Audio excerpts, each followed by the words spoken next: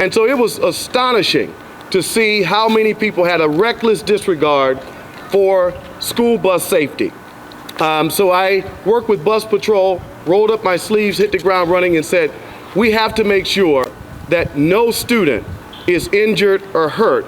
And blessedly, no student were hit, but certainly it caused a lot of anxiety with parents, with pedestrians, with students who came very closely to being struck by cars that were passing the school bus signs.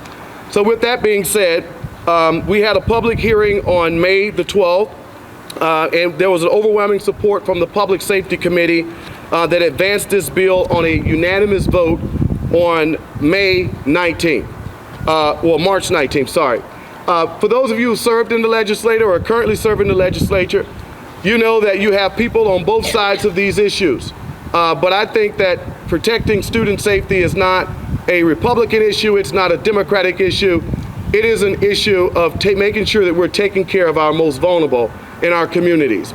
It got out of public safety on a bipartisan basis. That doesn't happen without having someone at the helm that people admire, that they respect, and who could get people on both sides of the aisle to come together to say this is not just something good for Bridgeport, but it's good for our entire state of Connecticut. So I want to just pay homage to my colleagues in public safety on both sides of the aisle who saw this issue as being very much important to all of our communities across the state of Connecticut, our 169 towns, and got on board to make sure that this legislation got out of committee. We were shocked and aghast when we saw video 6 or 8 months ago of people blatantly disregarding the safety measures that a school bus stop is supposed to have. By at all costs, you stop and you wait, and we give priority to the children, to the students. That's not just protocol. That's not just common decency. That's the law. In the state of Connecticut, whenever a person was past a school bus, 80% of the tickets, the proceeds would go to the state, and only 20% of those resources would go back to the local municipality, the local community.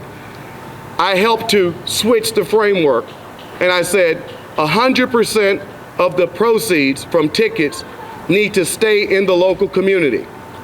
Not only that, it needs to help around public safety initiatives. But there's nothing more important than stopping when we see a bus and allowing for public safety. I'm happy